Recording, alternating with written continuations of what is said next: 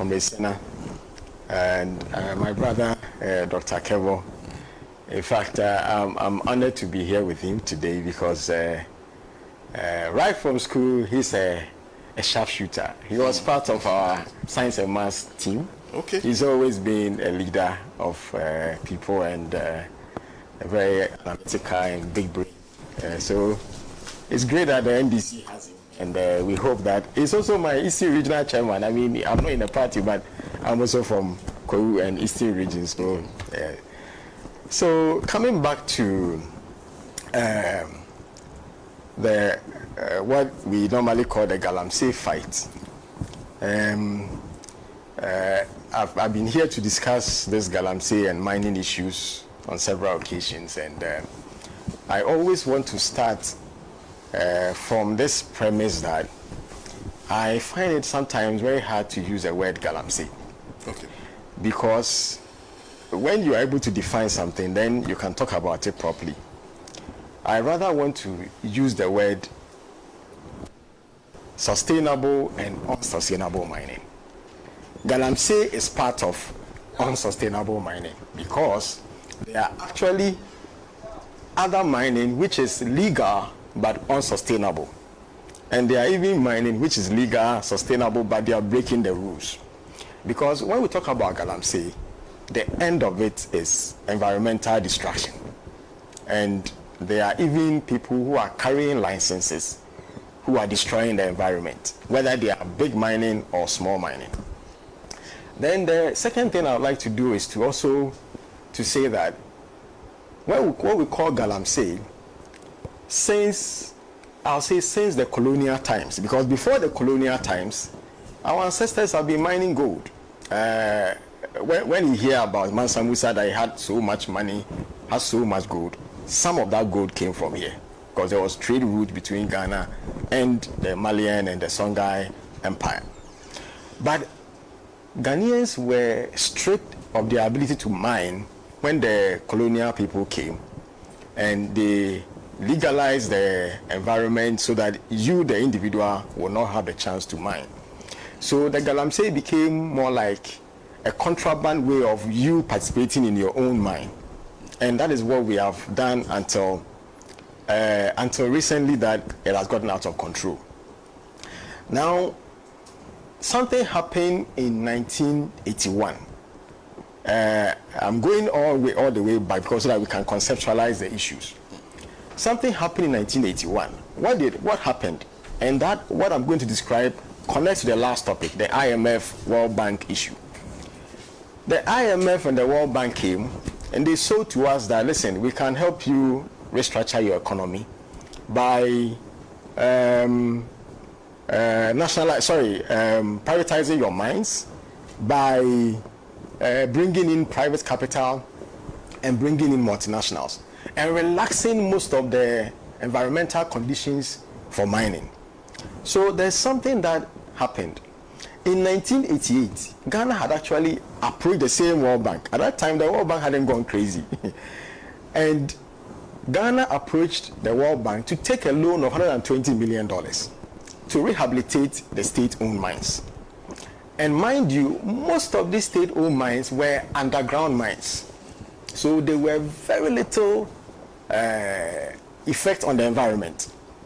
Because of that, they took the loan, they came and rehabilitated the mines. Then the World Bank said, you have to privatize your mine. The state shouldn't do business. So the government at that time had to privatize the rehabilitated mines that they had taken $120 million mines to rehabilitate. There's one particular one, the Takwa mine. They used $11 million to rehabilitate that mine. So when the World Bank say privatize it, they privatize it to Gold Fields. Do you know how much it was privatized for? $3 million. So we took a loan to rehabilitate a mine that has a value, and then we sold it for $3 million. Now, I am saying all this when they now came, they now closed down the rehabilitated underground mine and started mining open casts. That is, they now started using open pits instead of the less environmentally invasive underground mine. So that is a seed that had been sown. Then to mine in the Adarkwa area, they had to acquire a lot of lands, open cast. And in acquiring lands, they started buying or forcibly displacing cocoa farmers and normal farmers. So the government policy allowed Goldfields, which is now doing open cast mining, to cut down cocoa trees. So Galamsey is not the first time that we started cutting down cocoa trees to make way for mines. It has been government policy. And also, the mining concessions that were given now became bigger. Some are holding over 5,000 square kilometers. The whole of Accra is not up to 5,000 square kilometers. So imagine one mine holding a concession of 5,000 kilometers. And that means that all the rivers, the forest and everything within that concession is the property of the mine. And what do they do with open cast mining? Strip off the topsoil and everything and mine the gold. So the environmental effect of mining didn't start with Galamsey. The point I want to link to Galamsey is that all the things that we are complaining about Galamsey as environmental terrorism had been perfected by the big mining companies. Only that they had been able to have a system of confining it and to control it. But all the things that we are seeing now are things that were perfected by the big mines. And I will categorize all those things together with Galamsey as irresponsible and environmentally unsustainable mining. Now, when we come to what brought about the Galamsey, I don't want to go too much into it, and also to rehash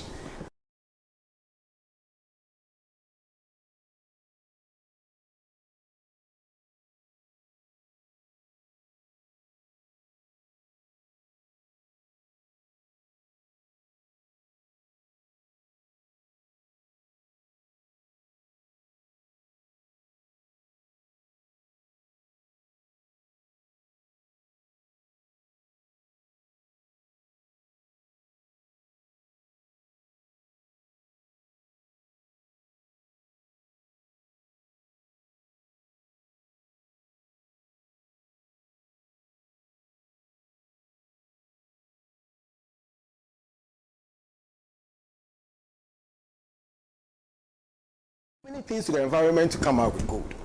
And it uses water. 1 ounce of gold, you need about 6,000 liters of water to process it. You need to mine about 2 to 90 tons of ore. And that excludes even the mine waste, that is the rocks and the sand that doesn't contain gold. So mining in itself is an environmental catastrophe. Now, aside from that, gold mining and processing involve the use of chemicals, very dangerous chemicals, every mine operation. So mining is not something you take lightly. So what again happens is that whenever we say we have exported so much gold in Ghana, you should think in terms of the environmental cost of that gold that we exported. And this brings to me the reasoning that mining should be a heavily regulated activity because its effect on the environment is not something to be joked with. So any core policy on environmental protection should be a regulation to make sure that the impact of mining is minimized. Whether it is small scale, big scale, Galamsey, or whatever you want to call it. So there has to be a holistic look at what it means to have an environmentally sustainable mining. So you can't treat mining as a normal economic activity because mining in itself, from economic theory, will tell you that it is rent seeking. Nobody put the gold there, nobody caused the gold to be there. You go and dig it up and then you take your cost, the rest is profit for you. So mining has to be heavily regulated. Now, the idea that a small scale mining will be less environmentally invasive is a wishful thinking, because even in the mining legal regime in Ghana, I can talk about the artisanal mining framework, and then the PNDC law 183, which provides for small-scale mining. In addition to, they have an operational manual for community small-scale mining. The smallest small-scale mine that you see is 24 acres. And to put it in context, 24 acres is about 20 football fields. So small-scale mining is not small. They would say it's small-scale, but it's not a small operation. Then I'll also say that when you misconceptualize something as artisanal, when you hear artisanal, you're thinking about small tools and so small things implement to dig and go. But small-scale mines, whether even the legal ones, are using machines. They are industrial operations. How can you now say that you will have small-scale mines that will not affect the environment? Then secondly, when they say small-scale mines and galamsey, as we came to know, what are the main ingredients of that mine? You go, people are put machines, digging, washing, and taking the gold without recovery, without any proper environmental safeguards. So therefore, we have misconceptualized the idea of artisanal small-scale mine, because what is happening there is not small-scale mine. I am taking the pains to go through this so that the discussion on the way forward, we can now have a proper way of having solutions that will help us to solve the problem. Because the whole thing is a breakdown of governance, environmental governance, and governance as a whole. So I will go straight to the idea that we want to put forward in terms of small-scale mining.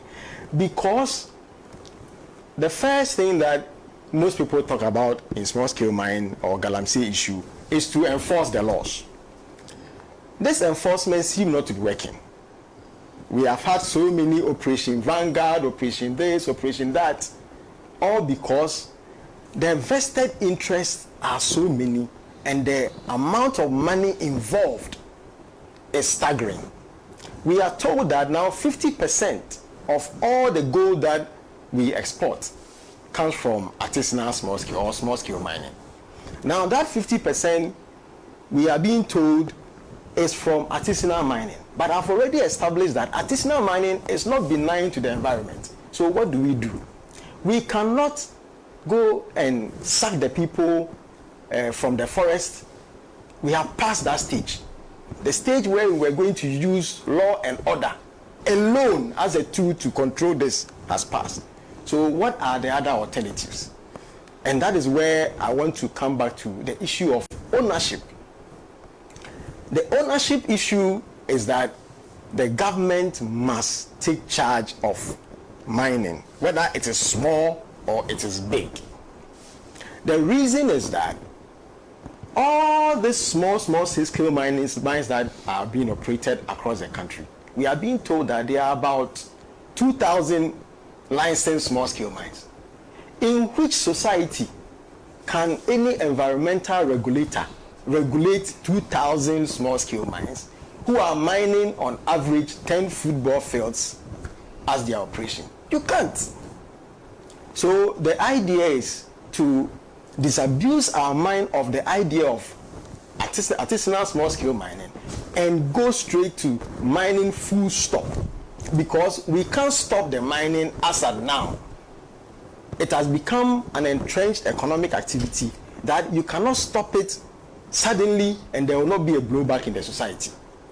So the idea is, how can the state get involved so that the state will now control and to now regulate as partners with the private people who are mining? Because a private person running a small scale mine cannot afford a processing plant, cannot afford a tailings dam, and all the things that are required to properly mine gold.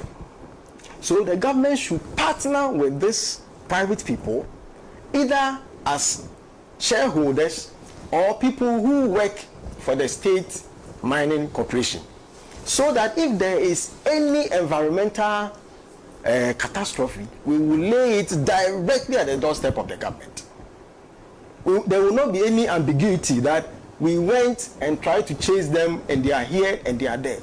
The government must get bigger concessions, partner with the various investors, and those who are technically inclined be employed, and those who are working in the mines be employed.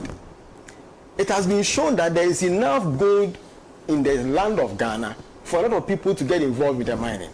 But we cannot allow individuals out of this individualistic thinking that was brought about by the neoliberal turn that I spoke about, that without me alone operating the mine, then nobody else can operate. We must use the government as the vehicle to bring the people together to mine. Therefore, this now we already have the fiscal space as provided by the gold board. The gold board is going to buy the gold, so the government can set up an investment vehicle, acquire concessions in partnership with various investors and miners who are locally based, and employ all the people who are currently involved in mining, because mining is a very labor intensive operation. In addition to the laborers and everybody, you also need people to reclaim the land and restore the rivers and everything. There will be enough jobs for everybody too. That's why I wanted to start with this idea that the state must take charge of the mines. We cannot have 2,000 small-scale mines. There will never be a time that we'll be able to get hold of the problem if we continue that approach of having these small-scale mines that we call artisanal by industrial scale operations. Then the next thing that we want to propose is, this has been canvassed before. There's no way we can say that wherever gold appears, we must mine it. It's not possible. We can't live like that. Are we saying that if they discover El Dorado under the Parliament House, that is the highest bearing gold ore under Parliament, are we going to break down Parliament House to mine it? It's the same way we should see the total environment. We can't mine everywhere. It's not possible. So the governments must publish no-go areas for mines. And we are proposing that this should include places exclusively for farming, whether it's cocoa, food crop, or everything. Then the riparian buffers, that's a distance around major water bodies and rivers and sources of rivers. So if it's 500 meters or 200 meters from it, it's no-go area. No matter what, nobody will be allowed to mine in those places. Then we also can mine in our communities, because mines by their nature are very polluting. It will bring skin diseases to people and so many problems. So you can't mine in those places, communities. We can also not mine in forest reserves and headwaters. I remember going on demonstration against the grant of an open cast mining license to Newmont in 2006 to mine in Ajenjua Forest, where the Densu River and other rivers take their source from. So we can't mine everywhere, and the government must publish a map showing the no-go areas, and it shouldn't just be a map published. The perimeters of those areas should be marked with danger signs, and if possible, regular monitoring by whether community or whoever is supposed to, not the inside though, the periphery of those no-go areas. That is one thing that has to be done. And the communities must be mobilized, because the thing is that when you go to the communities, it's not everybody who benefits from mining. In fact, most of the people who benefit from mining are people who have moved from wherever they are and come to the community. If you go to those areas, most of them are farmers, simple farmers who are trying to earn a living. So we need to protect these farmers from this irresponsible mining. It can't be free for all. Then we can also talk about the issue of protecting the various channels that goes to these mining areas. So there should be permanent security checkpoints in those places. So when you are moving towards that area, then you will have your whatever is checked to be checked. And then we are also asking that there has to be changes to the laws. That the idea of taking out local communities from direct ownership of mines should be looked at again. Because we are all saying that right now we are all going to be affected because our water bodies and our food sources, but if we in Accra are now going to feel, we are feeling the pinch. What about those who live there, who have lived with this disaster for years and years and years and years and years? Those people, there must be a way of making them stake ownership in mines. There are many vehicles that could be set up for them to have stakes in the mines so that they can gain from those mines. Because not everybody also wants to work in a mine. It's not enough to say that, oh, they will pick people from the mining communities to work there. No, it is not enough. Let them have a stake in those mines. Then we are also calling on the leaders of the country, especially the president, to make the fight against this ecocide sound more urgent than it already is. Because the effect that is going to have on us is not just today. This is an intergenerational disaster that we are leaving for our children, and we cannot treat it as business as usual.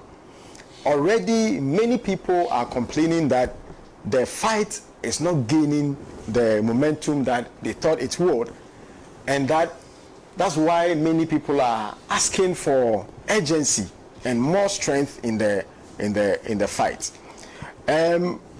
I'll end by saying that, you see, mining, normally we talk about mining in Ghana and we make it sound as if Ghana is the only place where there is gold. No, Ghana is not the only place where there is gold. In fact, when you take the top 10 countries that mine gold, it will surprise you that Ghana is number 6. We are behind the US. Countries like Australia, China is the biggest producer of gold on this planet. Have you ever seen on the radio, on the TV, a Chinese photo showing the devastation of mining before? This shows that the state called Ghana, the republic, has retreated from its environmental duty. The problem is not the presence of gold. It is the absence of governance.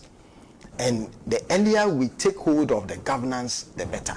You will not see in Australia or even Russia, which is the 3rd biggest producer of gold,